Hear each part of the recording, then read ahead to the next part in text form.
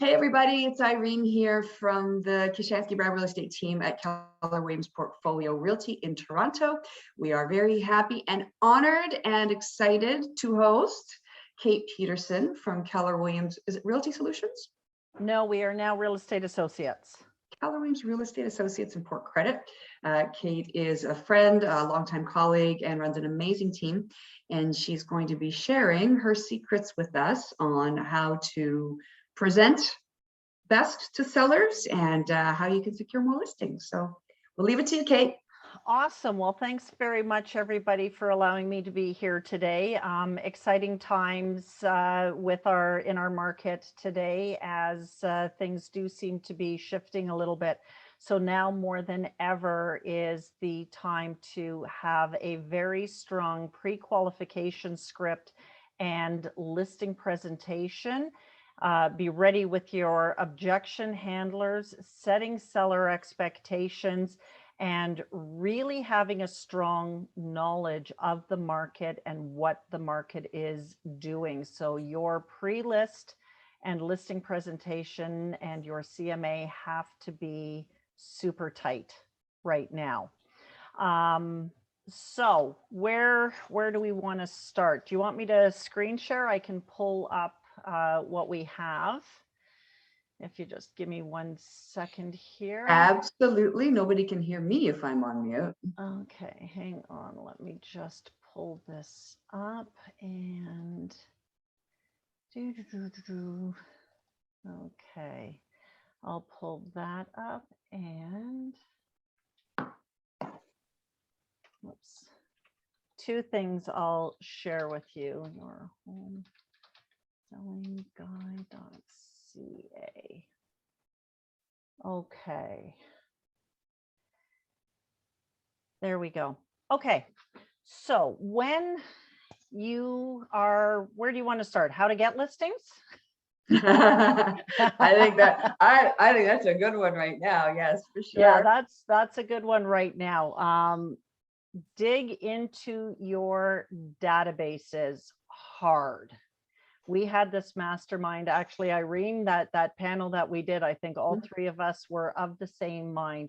Your listings right now are in your database. The more you know about your people in your database, the more likely you are to win that listing appointment with them.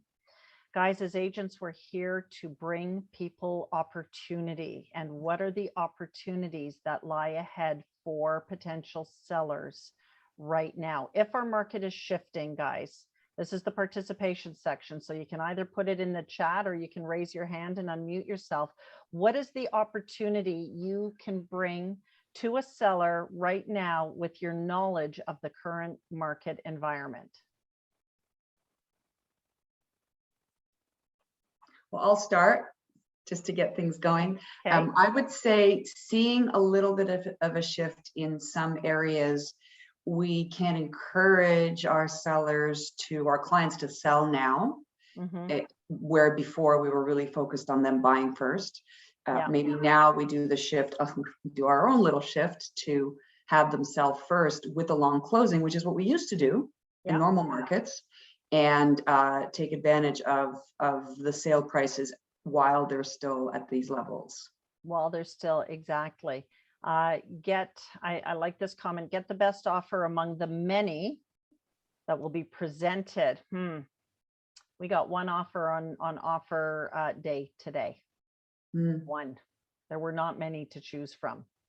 So take a look, go through your system. And I don't know how different Toronto is to Mississauga, if this is happening with you guys yet, where you are seeing cancellations and relists at what sellers would actually like to get for their homes.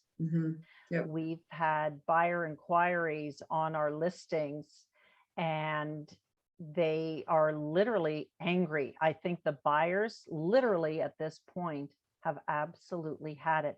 You're holding off on offers. That nonsense is still going on. Fine, click. We literally had that call where a potential buyer hung up. So buyers are now pulling back and having a desire to see a property, and actually be able to negotiate on it, or know, or have some idea of what does the seller actually want for their house. Because I think the days of listing at stopping a buyer's search at $9.99 because their budget only goes up to 1.5, those days are coming to an end. Think about it. We were stopping our searches at $9.99, right? Because we needed the extra 500,000 for them to win in competition. And now, and now those houses are coming off the market and being relisted at 1.499. The seller is saying what they want, or 2 million or 2.5 or whatever it is in your area. So there's massive opportunity right now. Irene? Yeah, just because we have a small group and we have the ability to make this most intimate, maybe before you and I just keep rattling on like we can have a tendency to do, maybe we should ask you guys, what would be most helpful for you right now where your businesses are? What would it help that Kate could describe to you or tell you about? For me, I think a lot of it's what Kate said at the beginning. I mean, I guess getting that pre-qualification questionnaire down packed, so when you're going into that meeting, you're well armed. I've had a couple listing appointments this year. I've won one, lost the other one, and maybe I didn't ask the right questions in that. So yeah, so Irene, I would say from your seat, get the pre-qualification script out for your agents and shoot that over to everybody on the call today. Things that we want to find out is, if you like everything that I have to say at our meeting tonight, are you ready to list your house with me? Kate, I'm sorry, was that something that you had emailed me? No, you should have that in your script books somewhere. I can send it to you for you to send out. I can find it. I've got my own. I just thought maybe you had one that you wanted to share. We're all built off the same ones. It's anything that I have is in all the Keller materials anyway. Right. Because okay, got it. Mm-hmm. Rip off and duplicate. It's nothing. It's nothing unique. Rip off and duplicate, guys. Listen, there's no point in reinventing the wheel. There's more than enough. This is something to remember as well. There is more than enough business for all of us out there. When you've developed relationships with people, you will not have to worry about where your next deal is coming from, because you've already put them in your database. And there's going to be people in your database that don't transact with you, that you're going to take a deep breath and go, man, I stayed in touch with that person for so many years and then they went over there. It's going to happen. You will never get 100% of the business that's in your database. If you are working your database at a high level, though, you'll go, oh, the goal is to be at a point where you go, I'm too busy. I couldn't have even taken that on if I wanted to. Like, I'm good. Right? That's something to aspire to. And that's when, people like Irene and myself, we start building teams so that we don't miss those next opportunities. Except everybody, you may not have that in your mind. So pre-qualifying somebody, if you were to sell in the next 30 days, would that be a problem for you? What we're digging for is their motivation. Where do they have a desire to go? Do they have a plan B? If we sold in the next 2 weeks and you had to be out in 45 days, so a total of 60 days, if you had to be out of your house in 60 days, what would you do? And you will find out if they have a backup plan. Katya, do you have a question? Yeah, so I assume, based on what you just said, that your conversations now change a little bit. So when you have, like, from an objection point of view, when you have a seller that says, well, I would, but where would I go? And how long is it going to take me to find something? And it's all crazy out there. And, I can't sell because, I don't want to be on the street, kind of thing, which, we hear all the time. I assume that you now are alluding to the fact, I think rightfully so, that these conversations might now change a little bit because the market is changing. So how would you now, what conversation would you have around that now? So my pre-qualification is all about looking for their plan. What is their plan? Like, seriously, why do you want to sell? You got to find out why. You got to be a 14-year, a child, really. We as agents, when we're talking to these sellers, we've got to be children. But why? Why? Why is the sky blue? Why are there birds in the sky? Why are the clouds white? Why? Why do you want to move? What is prompting this move? Is the house too big or too small? So think about each stage of life that we as humans go through. We start out, we're first time buyers. Maybe we're single, maybe we're in some kind of partnership. We want to be in home ownership. So we buy a place, right? Now we need to sell it. What are the usual reasons why people sell their townhouses, their condo townhouses, their condominiums? Why do they sell them? They want something bigger. They want something bigger. COVID brought out a whole bunch of reasons why people were selling. I need a backyard. I need my own cottage in the city. I need a swimming pool. I need a home office. I need a place for my kids to study. That brought out a whole bunch of very real needs, housing needs that caused people to make that move. And anybody who did not have a real need to move did not put their house on the market. So we had this influx of buyers who needed a new space and sellers who weren't selling because who's going to move during COVID if they don't have a need to? Does that make sense? Yeah. Okay. So it all comes down to motivation. So we move because we need bigger space. We move because we're getting married. We move because we're having babies. We're moving because we have more babies and the space we have is too small. We're moving because perhaps we're separating. We're moving because we're downsizing. We're moving. I had a year of health moves. I had people with a variety of ailments that were causing their need to move into a different space that met their medical needs, if you will. I called it my medical move year. I had a whole bunch of them all in 1 year. So there's happy reasons, there's sad reasons, and there's moves because I just want a nicer place. I don't want to renovate this place. I want a nicer. So my point is, Katya, that's what you're digging for, right? When you are meeting people, well, where would I move to? Okay, if they haven't thought about it, if they don't have that plan, that's a lower likelihood of you actually getting a listing. The only way you could convince me currently, personally, to move is if you came and offered me an ungodly sum of money for my house, because I have no reason or no need to move. And unless I had that big bucket of cash to move, there's nowhere for me to go within my own neighborhood. So I'm not a good prospect. So it starts when you are meeting people and doing your prospecting, digging into their motivation and looking for those selling cues.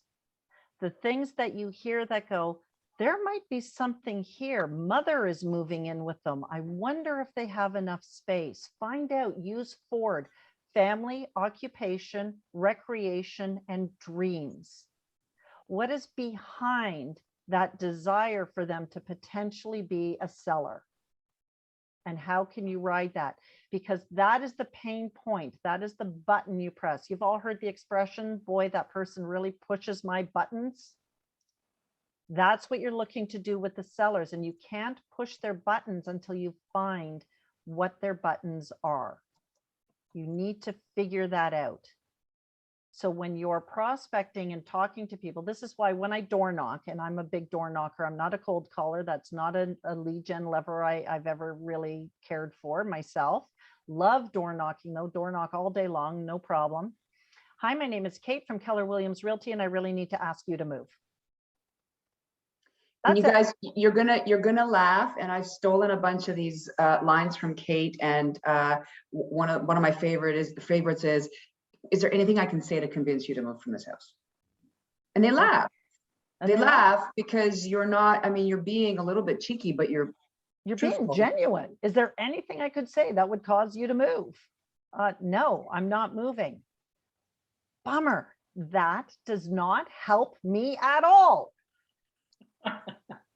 See, everybody's laughing. Right, but again, everybody's laughing, and they laugh at the door, and that's what you, because then you're not like, let me sell your house.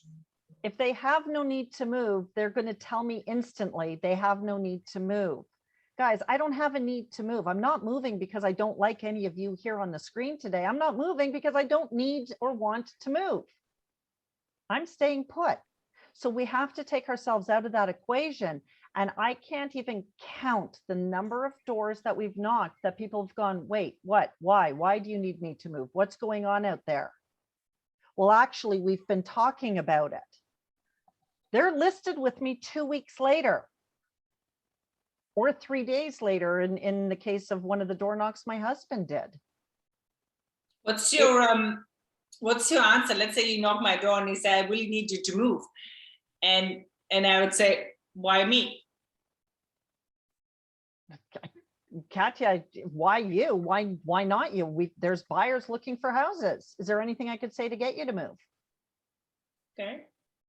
Is there a number that would? Is there a number that would cause you to move? See, at the same time, if somebody gives you a number, you should be putting together a would sell list. Do you have a would sell? 123 Main Street would sell if they got 1.8 for their house. And then you get buyer calls or you're calling through your database and somebody asks you, well, where would I move to? Well, 123 Main Street is an option. You wouldn't give them the address. You would say, I know a house that might suit you. What are you looking for? Now you're bringing opportunity. Now you're bringing value and you're putting the two together. Does that make sense, guys? Yes. In Totally. both cases, you're looking to bring value to that person. Somebody has told you what they would like for their house, and somebody has told you that, well, I would move if I knew where I was going to go.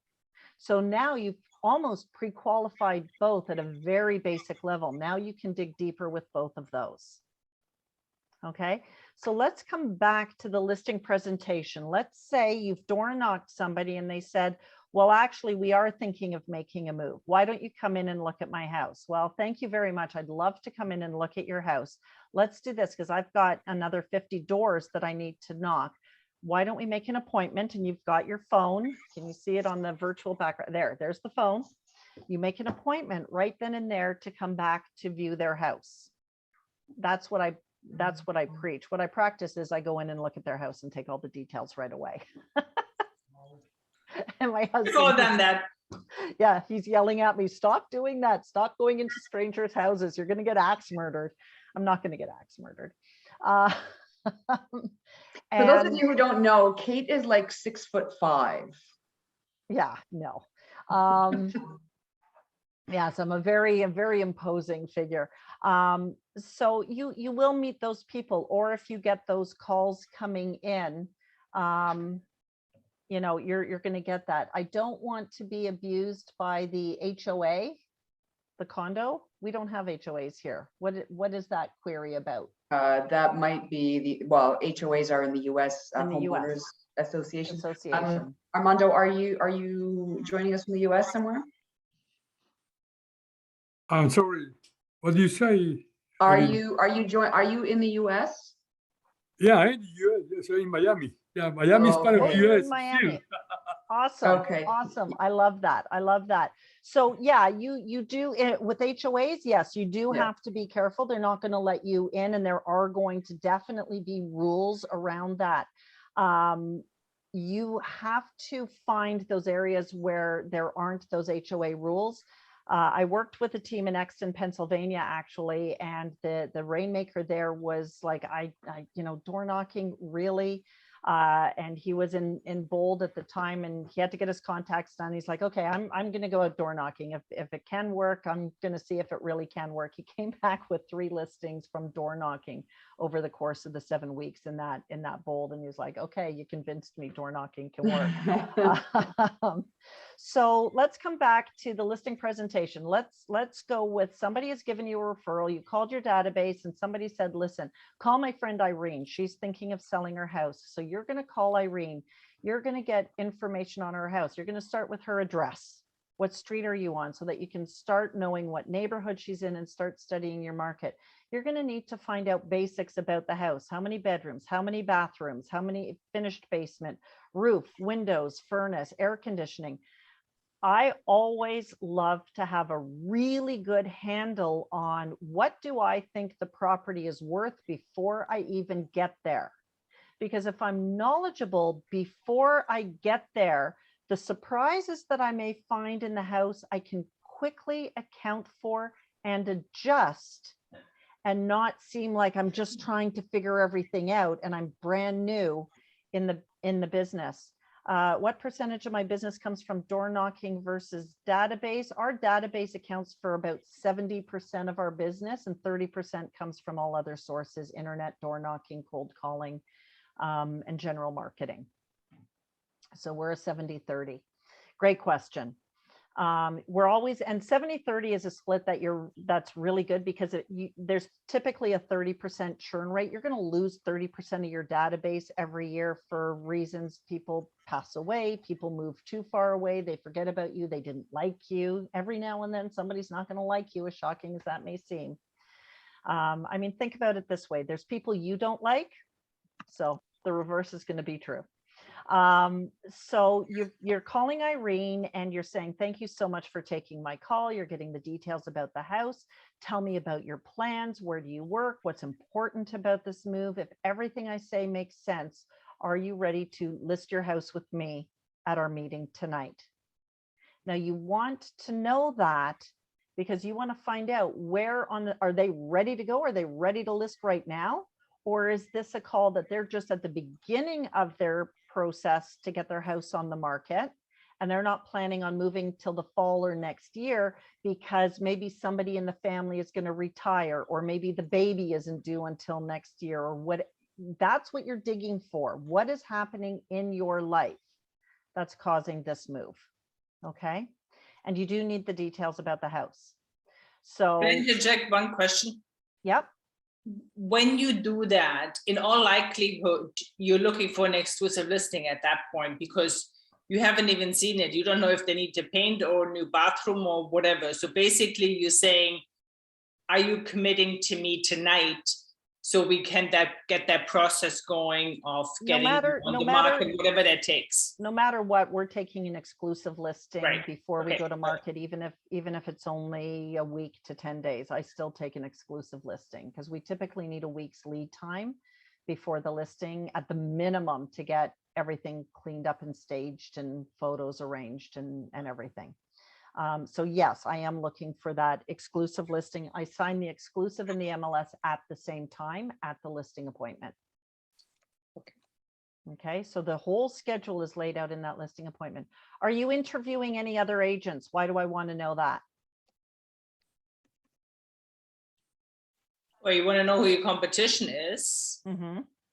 And some people have preferences on when they go in relative to the order.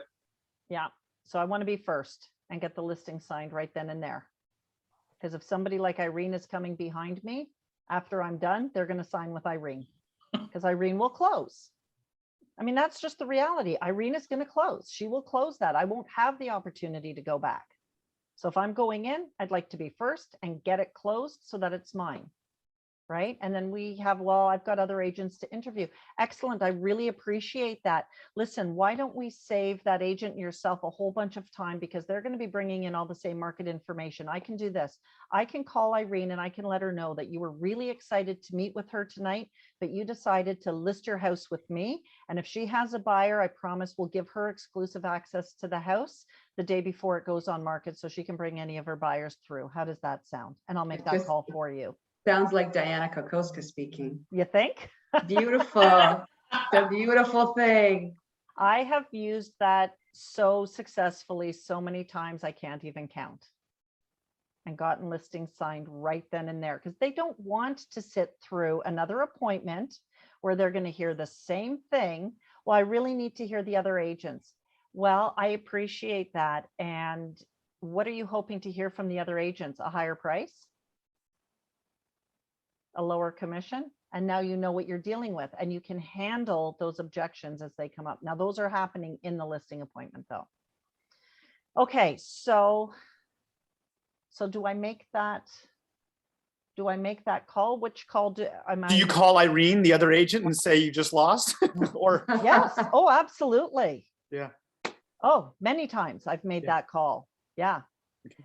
And if it's an agent, you know, it's frustrating for agents who haven't done a lot of business. If you're dealing with another agent who might have a very big ego, my very first call like that was to an agent who was very successful, had a very big ego, and he was not happy. He was angry.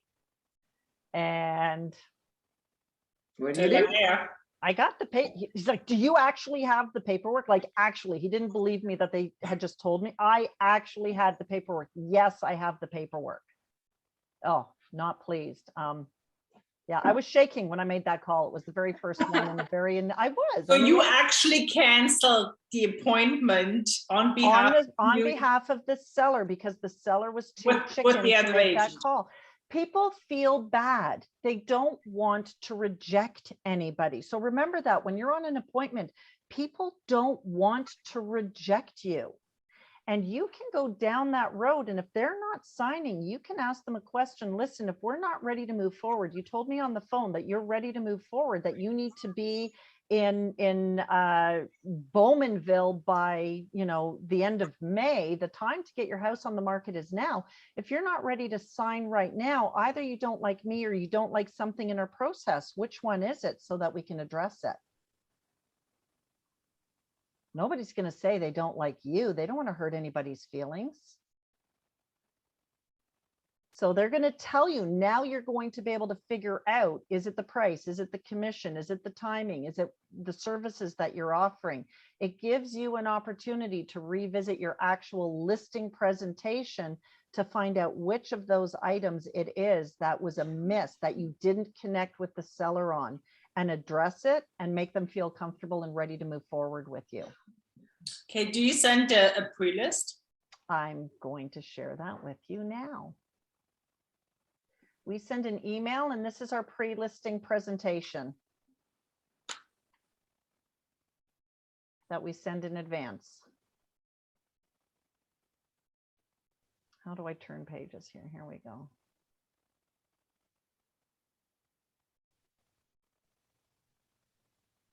So this goes through. This is interactive.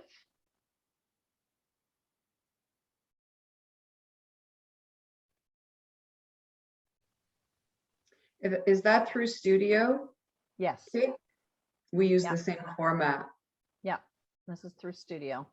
Yeah, we actually have that. So we have it for our presentations. Our presentations aren't as fancy as yours, I will say that. We use them for our digital brochures too. Yeah, we use them. We do our digital brochures on these as well. Is that a marketing agency that puts this together? Yeah. For you, Studio? Yeah. Yeah, it's Studio with, and it's EO, Yeah. Studio.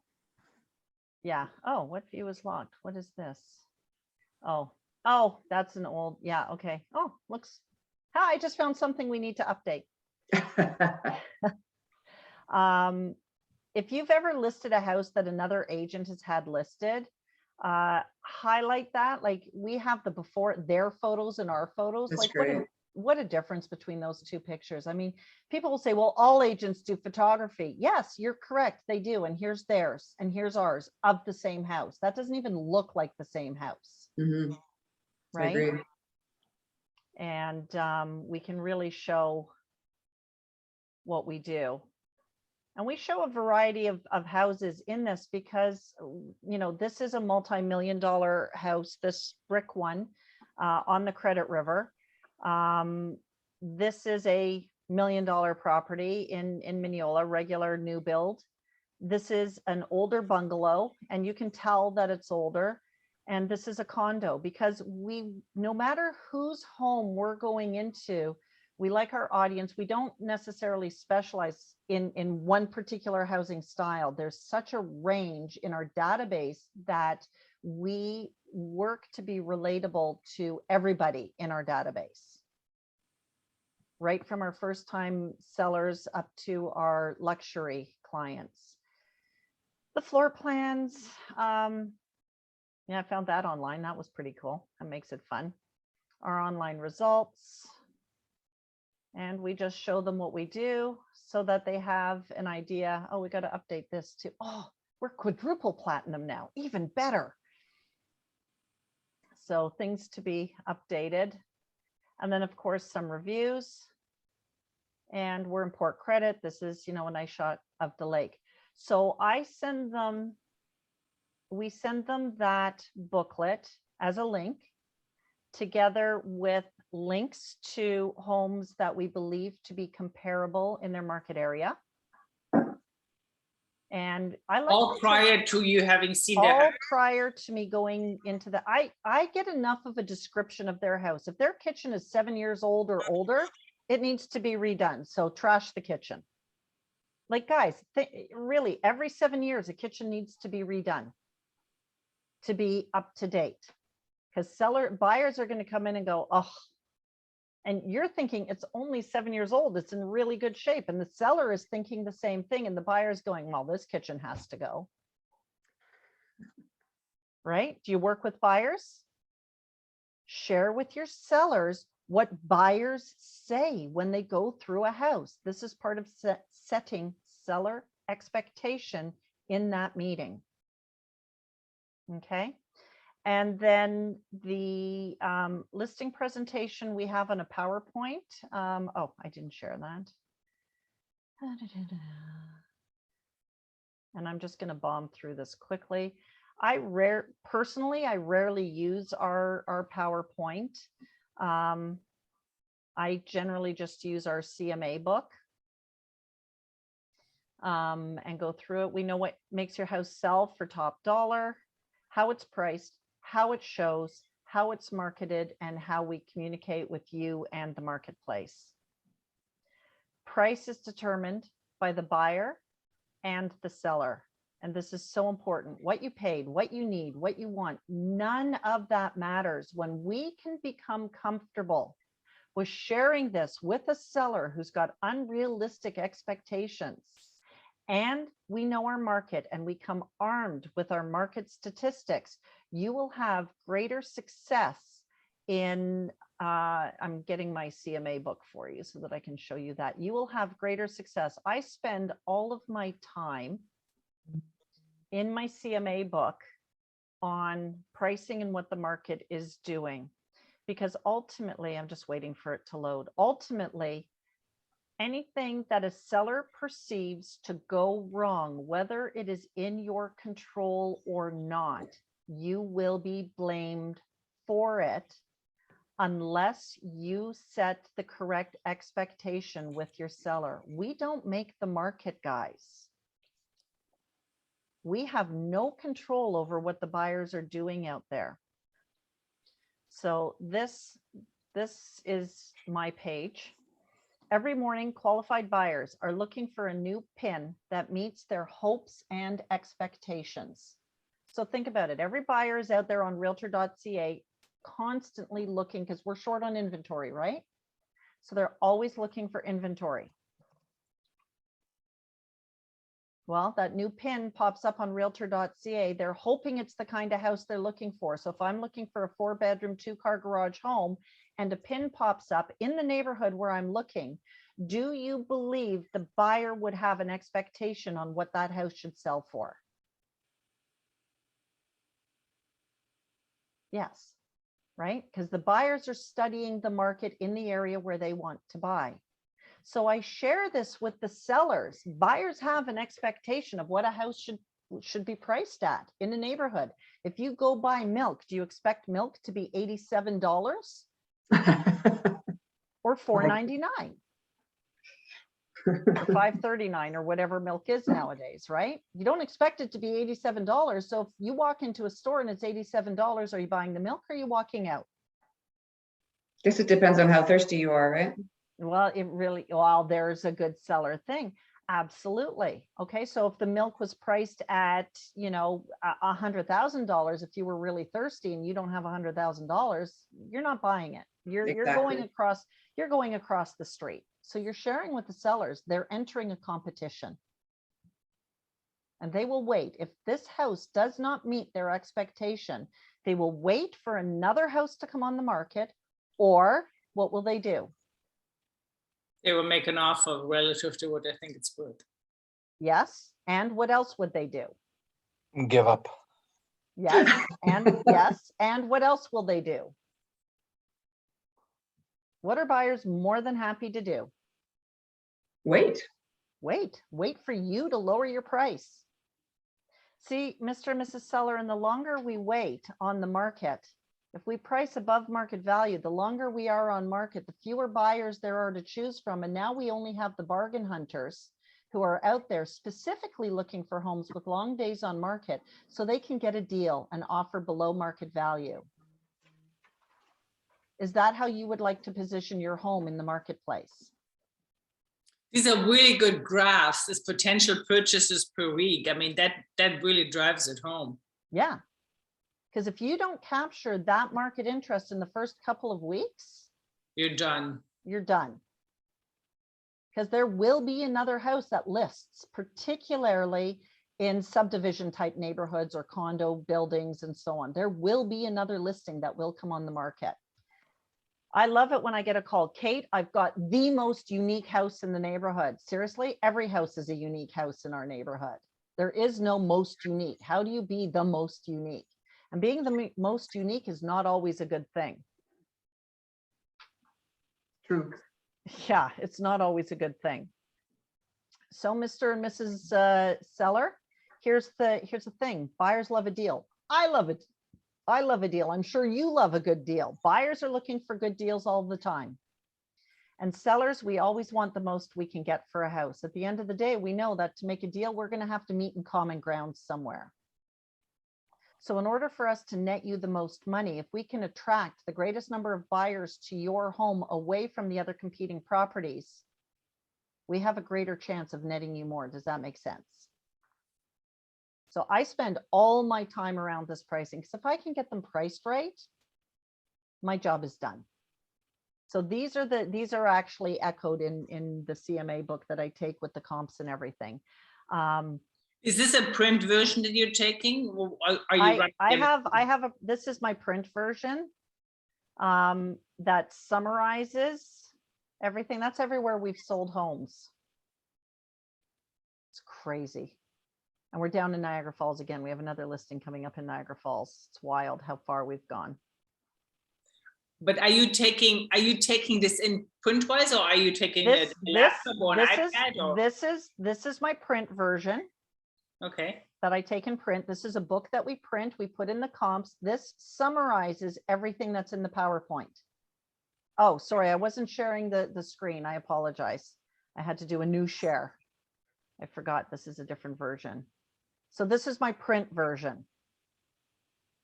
So it's not a printout of the PowerPoint. It's slightly different. Right. Okay. And this book, we leave it with them. Okay. So here's the similar things, because this is where I spend all my time. These 2 pages, that one and this one. And then we do market inventory. So in this particular case, wherever we were, so we put in what city we're in, what community it is, what housing style, 2-story bungalow, how many active listings are there? How many listings like that sold in the last 12 months? So then how many homes like that? So in this case, 5 active listings, 87 sold in the last 12 months. That means 45 houses a month sold in whatever this example is. I think these are just placeholders. So if you have 5 active listings and 45 houses a month sell, you've got like 2 days worth of inventory. Does that make sense? Yeah. Okay. So we give them that. We talk about pricing. If we get 3 to 5 showings per week, we're doing okay. 2nd or 3rd showings, we're doing well. And offers or talk of offers in the first 2 weeks. That's our test. Are we good on our price? This is for a fairly balanced market. Okay. If not, we put it right in this part of the presentation. If we're not seeing that, we need to adjust our strategy, and we set the expectation here 2 weeks. If we're not seeing what we want in 2 weeks, right in the book we give them, we got to be talking about making a price adjustment. So this is happening right in the listing presentation. And the other chart I bring with me, because I'm big on my stats, and I'll do a new share here with you. Give me a second. It's taking a minute to pull up. And of course, it's a Word document, so it takes forever and it's not responding. Is it always 2:35? Yeah, Okay. sorry. Is it always 2:35? The time behind you? Oh, yes, it's always that time behind Okay, me. I will Yeah. find the same clock. Okay. It's always that time. So I bring this chart with me as well. And we have this for different areas so that depending on where we're going for a listing appointment, we have the supply demand ratio ready to present to a seller. So as we can see, demand is going up, yes.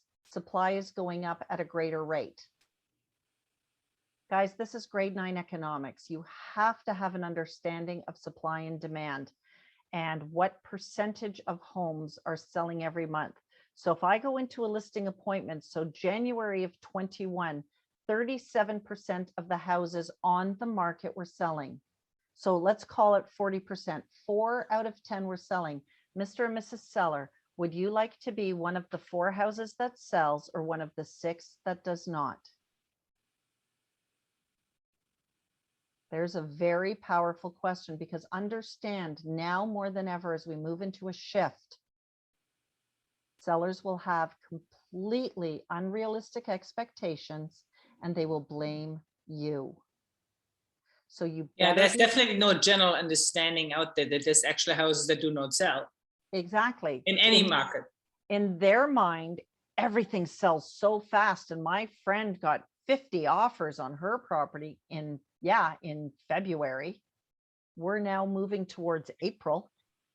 We're in a completely different market than we were in February.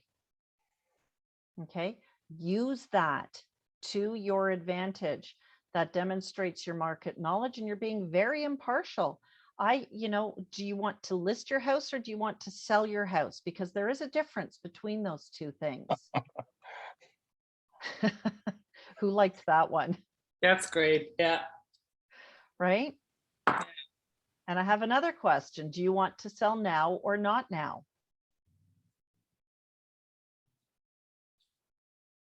And you let that one hang out there. And when you need to do a price reduction, do you want to sell now or not now? If you need to do a price reduction, it's not going to sell. So if you don't want to sell now, that's fine. We won't do the price reduction, but you're not going to sell. So I can let it sit for another week. And can't you do more marketing? Sure, we can tell another 2,000 people that your house is overpriced. It's really fun saying that.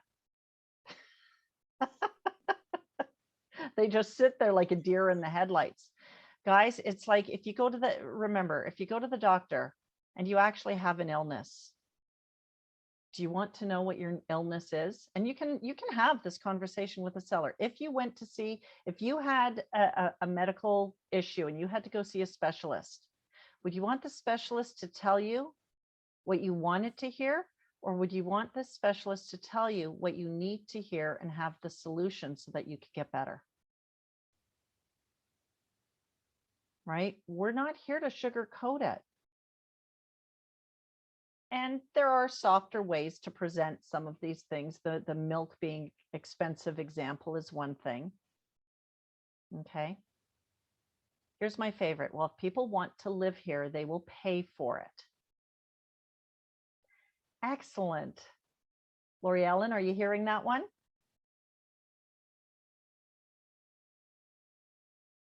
You're on mute. Yeah. Okay, I got it. Sorry. Yeah, I have somebody that is sort of interested in selling her condo if the price is right. And so she believes the price should be here because others around her, have, and she has certain deficiencies that the others don't have. So what's important about the move to her? She just wants money. She's okay. There's a lot going on that's not so good with her. And I'm encouraging her actually not to do this move because she will get the money from this and then she will spend it all and she'll have nothing left. So I'm telling her that the market for condos looks like it's going to go up. It's an excellent investment. It's keep her money tied up in that and she'll have a better nest egg for herself for the future. Personally, if she insists on selling it because she feels She wants to get the money out now. She doesn't have a solid plan. She wants to buy there's tiny house markets for, Yeah. you know what I'm saying? So she doesn't have that solid plan. So that's Mhm. somebody that you just have to keep nurturing along. And at some point you may make a business decision that if you think the market is close enough, listen, you know, there are business decisions to be made. You may choose to take a listing so that you can pull buyers off of it. Does that serve the seller? No, it doesn't. Mhm. It really doesn't. And every now and then we are surprised and they do sell for something, or a seller will sell for less than they told you they would sell for because they didn't actually reveal their full story to you, and they actually do have a backup plan. So it's our job to dig as deep as we can and then make that business decision. Is it worth the risk for me to invest my time and money into this, even if it doesn't sell? And then ask the person, if it doesn't sell, what do you think you would do next? Because oftentimes then, you know, what you have to consider is there are the people who go after expireds, even though they shouldn't, get them to lower the price. So if that's the case, you may want to get price change paperwork done in advance. Okay. Now, somebody put in the chat box commission objections. Please go to KW Connect and download all the commission objection handlers.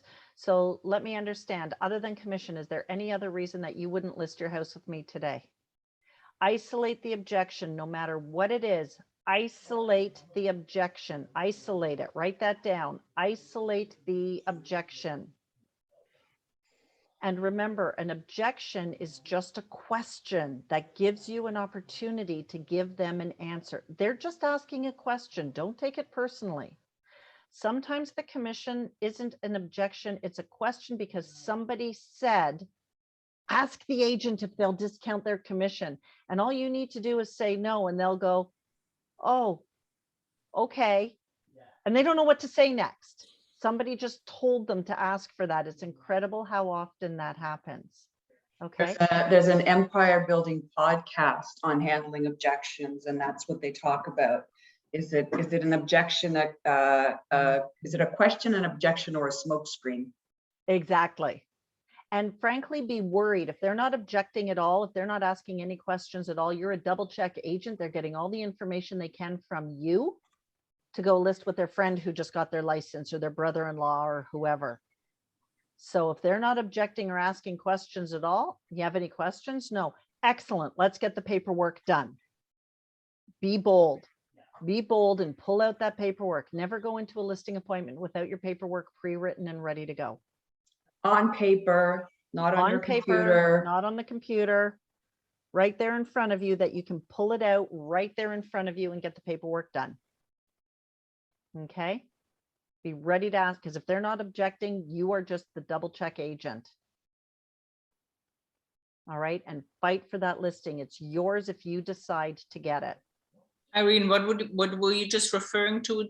The Empire what? There's a podcast called Empire Building. It's Via Williams out of Seattle, Sarah Reynolds in, I can't remember where she is, Seychelle Van Poel in Houston, and Wendy Papazan in Austin. They all are amazing women.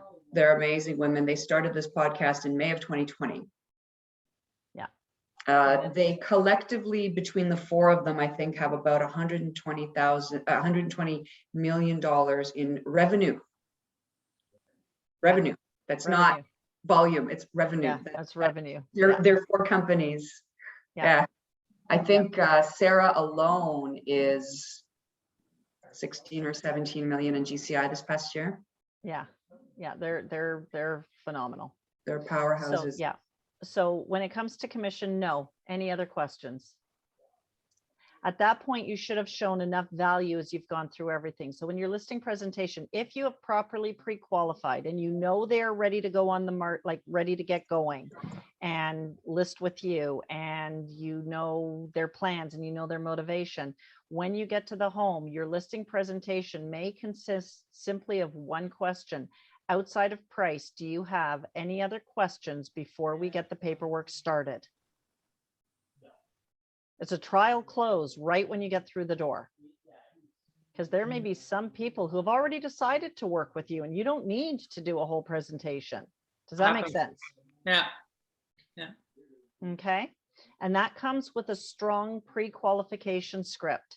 And then as you go through each section of your listing presentation, you can trial close all of them and ensure that you haven't left anything else. Has any other agent shown you any marketing that's as comprehensive as what we do for you?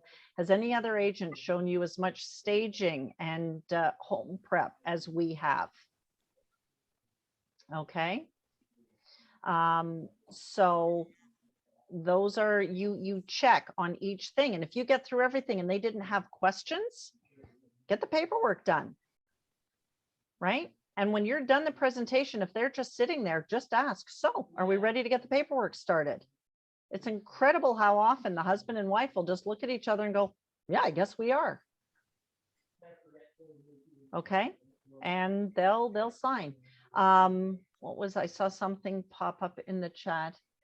I would like to hear more about the agent's offer, when to offer to stage, and under what conditions, for instance. Under what well, most houses need at least some very basic staging. At the very least, they need the stager to go through for a consultation in most cases.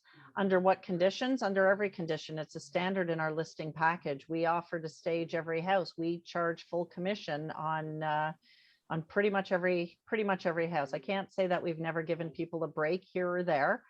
It's business, it happens, business choices are made. We include staging on all of our listings. And yes, we do pre-inspections on every listing as well. Yeah. And we do this now. Yeah, we do them on, listen, this can save your clients thousands of dollars for not having to renegotiate. If the property's not sold, I eat that cost of doing business. Okay, I thought so. Yes. Good. Yep. Cost of doing Oakville, Burlington they don't what? Re-inspections. And you head further west and they don't either. Nobody does. Well, we do. Like we just did a pre-inspection in Niagara Falls because that's what we do. That is part of our service. Okay. So we do. I had an agent in Burlington. My clients were interested in the home. They wanted to do a pre-inspection before offer day. He says, we're not allowing inspections. And I went, well, good luck with your sale. Like we're out. Like, what are you hiding that you won't give us the time to come in and do a pre-inspection? You think it was a liability reason? No, he just knew the house was going to sell and he didn't care about getting another offer in. That's not the best service you can give your seller. No, for sure. They lost a buyer, and my people were willing to pay more than what it sold for had they let us come through with the inspection. Yeah. Kate, I'm going to make you host because I have to go do my own offer. I apologize for having been late on the call. I'll stay on because we're at an hour now. I will stay on if anybody else has questions. Thanks, guys. I'm going to run. I'll see y'all later. Irene. Good luck with your Bye, listings. Irene. Thanks Thank a lot, you. Kate. Mwah, mwah, mwah. Mwah, mwah. Bye. Thank you. Bye. Bye. All right. What questions do we have? I have a question, Michael? Kate. Yes. So I'm kind of a newer agent. I've only been doing it for a couple of years now, and Okay. Stop right there. I'm going to put my bold coach hat on. I took bold. I should know this. I'm putting my you're signed up for the next one? Not yet. No. Okay, get in there because it's going to be awesome. I know you're inspirational. It's going to be awesome. I have a lot of fun with it. And all of these, the things that aren't in bold are everything that I do every day. You're going to get all of my scripts as well while we're in dialogues. They're not scripts anymore. They're dialogues. You'll get all my stuff too. I share all of it with you. Michael, you're a professional realtor. You've been in this for a couple of years. What do you think using the word new does to your brain? Limited beliefs. It makes me feel like I don't know what I'm talking about. Yeah. And I do. I've come a long way. You know, I mean, you're a professional realtor. You know what you're doing. So you're no longer new. I dubbed thee professional realtor. Thank you. You're welcome. Okay, so as a professional realtor, we've actually talked to some of the other people in the office about when you're talking about commission reductions, or if that topic comes up, do you have any likes or dislikes about like an a la carte pricing? Like as a full commission agent, here's the services, everything that I told you about. If you're looking at a reduction of commissions, maybe we don't stage, or maybe we don't, pay for some services. It definitely happens. The minute you start chipping away at that, though, you're really not attracting the clientele that you're looking for in your business. So we hold we're in our office, I would say we're probably the leading team for holding the line on full commission on our listings. Okay. Sorry, I just want to make sure, because if people need to jump off. Armando, if you Google, because you're in the States, I think you said, if you Google KW Bold Experience, you'll find a link to a map that will show you the next fold that is closest to you, because we're pretty much back in person all the time now. Thank you. You're welcome. Yeah, KW Bold Experience, a map will come up with, and you can choose the location that suits you. So that a la carte pricing, we don't adhere to that. If for some reason, like I say, there are business decisions that have to be made. On occasion, we will lower our commission, because sometimes it's better to get the sign out there. Here's the thing. This is one of the objection handlers. Mr. and Mrs. Seller, listen, I could give you a lower commission, and agents who offer that lower commission, they're very happy to have that sign on the lawn, and they in fact hope that your house won't sell. And they go, what? Why would that be? Like they'll get commission on it. Yes, it's true. They will get commission. And by the time they're done with their brokerage fees and all their advertising fees and marketing fees, there's really not a lot left for them. The longer your house is on the market, it's actually a sign for buyers to call them, and they can take those buyers and go get 2.5% somewhere else. So it's actually to their advantage to take a listing at a discount, at an overpriced price even. You can use this when sellers are too high priced, so that they can pull those buyers and go sell them a house that they feel is either better value or where they can get 2.5% before they turn their attention to actually giving you the service you as a seller deserve. So do you want the agent to work for you, or do you want to work for the agent as an advertising vehicle for them to help them get other buyers?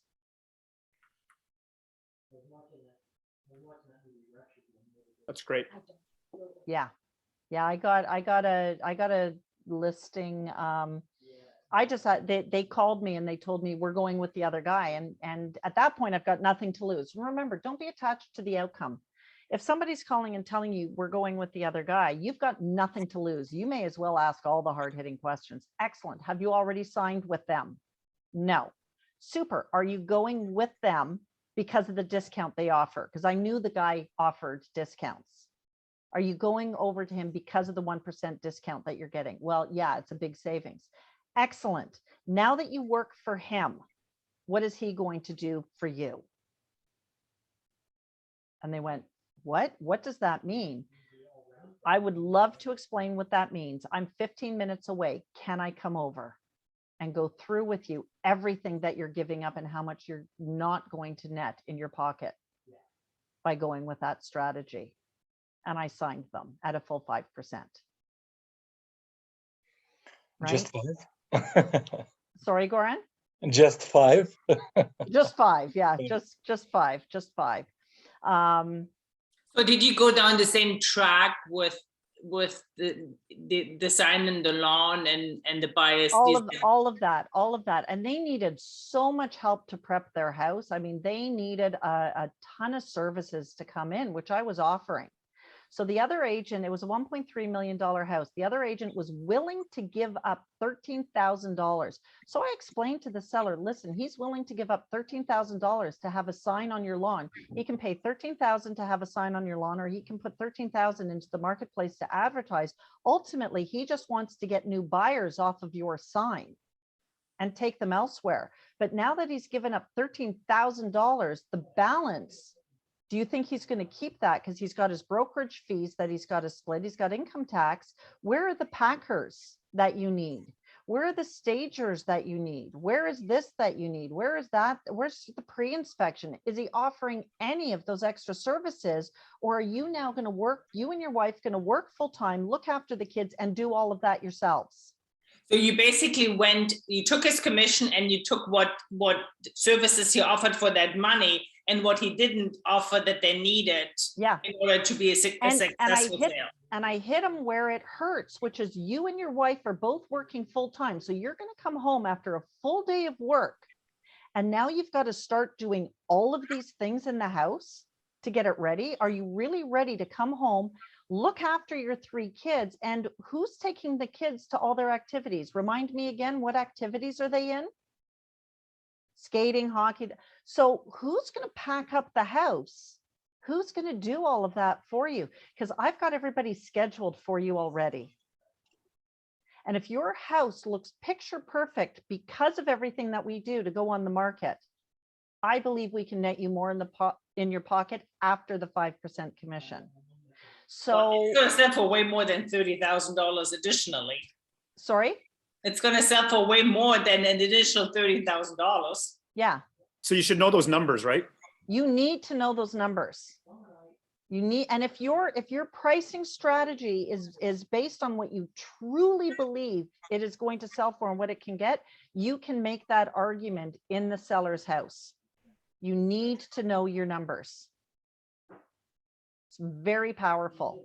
Now, in the end, I beat up the buyer agent for commission to help the sellers net more. Why the buyer agent was willing to give up so much, I have no idea, but he was. I think he was just tired of his buyer clients. So it's like, right?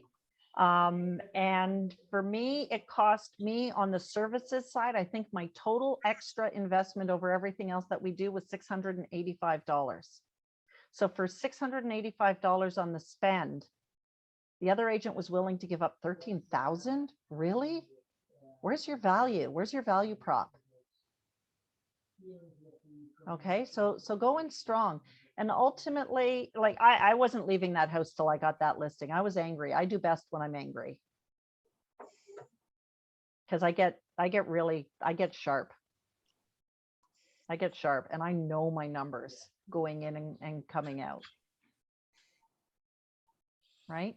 And at that point too, imagine this. Now I didn't have to give anything up. Even if I had to give something up to help them net what they had in their mind, it still would have been less than what the other agent gave up.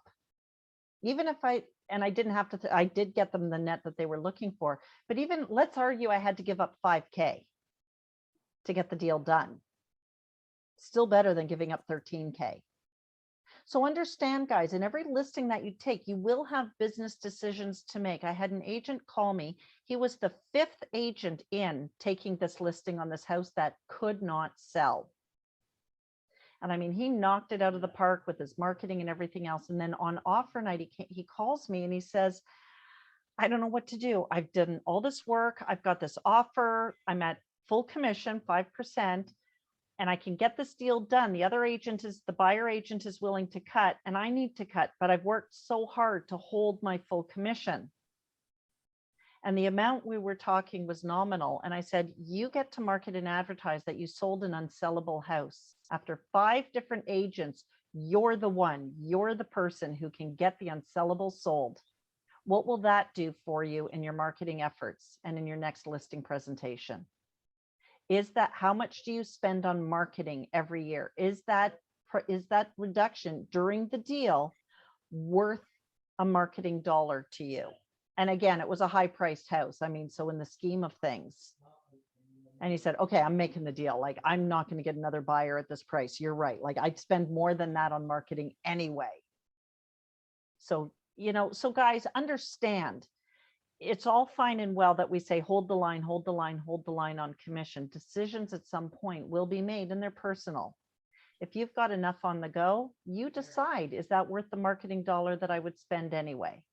Does this get me a sold postcard out there? And ultimately, will I get anything better for the seller on the market? Do I want my seller on the market for another whatever number of days? And also, what is it going to take? Like, how much more sweat equity are you going to put into that for what amount of money, and how much is going to net at the end of the day? Like, you know, you spend another 40 hours on it. Well, exactly. And if you're starting at a full 5%, I always look at it this way. If I'm starting at a full 5%, I've got a little bit of leeway there. If I have to do something at the end, if I've discounted and given everything away up front, I got nothing left. At least this way I have a little bit of play. And it's interesting how many times I never need that play. Because when you're playing at that level where you've given the right advice, you've put the client first, you've done everything you've said you're going to do, the seller typically won't ask for anything back or won't need anything back. And if it does come up on another deal down the road, you've got it because you've made it up on other deals. Yeah. I would say we did 147 transactions last year. I don't think we gave maybe one deal, maybe. And I would have to go back into the records to check if we had to do that on any. Okay. Anything else that I can answer for you before we sign off? Okay, that was really super that you came and spent some time with us, and really nice seeing you again after all that. Nice seeing you again too. So guys, listen, join me at the very least, join me for First Step to Bold. If you're not going to be doing the full bold, and everybody should be doing the full bold, obviously. That being said, please come to First Step. That morning will be value packed. There's going to be When and where is it? It is going to be in Vaughan at the Bellagio Convention Center. I think that's on Jane Street, and it is next week on Thursday, 9 till noon. I will get Irene to make sure that your market center pumps out the information with the registration links again. Standing room only. Standing room only. Listen, there's a lot of value. The 6 weeks following, it used to be 8:30 till 3:30. It's now 9 to 2:30. Oh, that's good. Okay, That's so helpful.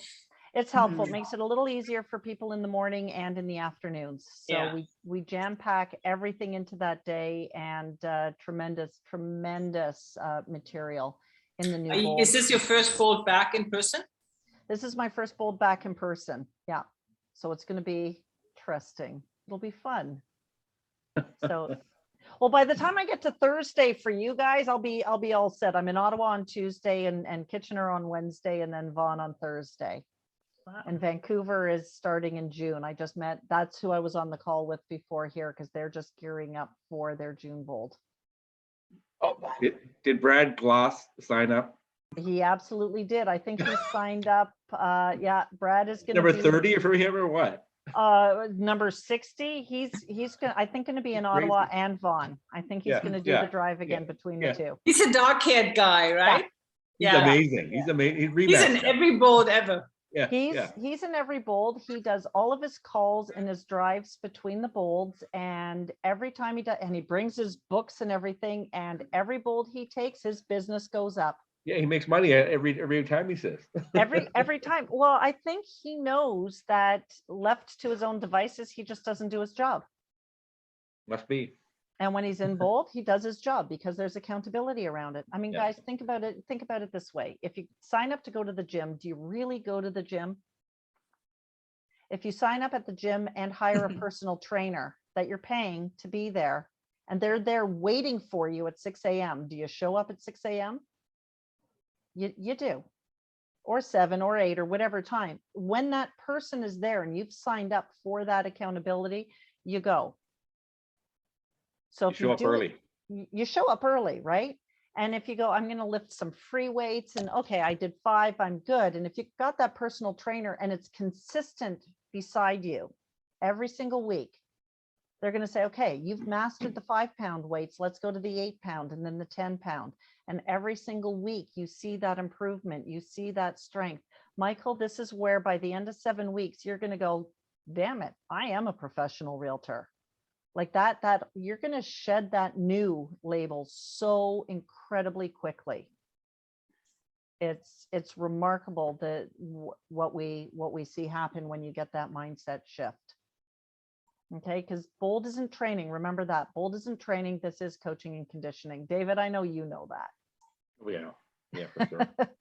It's that coaching and conditioning, and I like to have fun with it. And they're giving us a lot more. They're giving us a lot more leeway, particularly because of the different areas that we're going into, that we can speak to the market and to our own experiences and bring a little more of ourselves into it. It's not so tight to the material anymore. So it's fun to be able to bring that material to life with real examples. It's very, very interactive now. So it's a different program. It's the same and different. Yeah. It's, Because I think it changed. 2.0, right? no, this is, I'm personally calling it bold reboot, because 2.0 has been thrown in the garbage as well. Because that was a different one too. Wow. Yeah. Yeah. So, I mean, the short So version this of is it, a whole rewrite from 2.0? yes. Wow, Because interesting. you took that in the Science Center, didn't you? I took it at the Science Center. Yeah. Yeah, so Yeah, I that think would Emma have took been, it too. that was with Jake. Yeah, that was 2.0. Yeah. Yeah, that was just before the pandemic hit, like Yeah. in January Yeah. or something. Yeah, Yeah, Emma, that was- Emma and Robin took it, I think. Yeah. 2.0. So we had Bold Classic, which was everything having to do with Diana Kokoska, who wrote it. Yeah. And then we don't know what happened, and Diana was eradicated from Bold. No mention of her. We don't speak of her.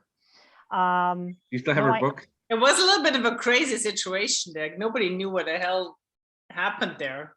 You've got But Diana. 2.0 was no more Diana Kokoska. Actually, I took some good stuff out. Some stuff out that needed to be out. Yeah, there was a lot that needed to be updated, no doubt. And they took a little too much of the mindset stuff out, though. And Bold 2.0 went too heavy into Gary's books. I can read, whereas like I've got Shift and the one thing, I've got all my books right here. I can read those. I can take a course on Shift. I can take the one thing. I can take those in the KWU courses. So 2.0 went too heavy to the books.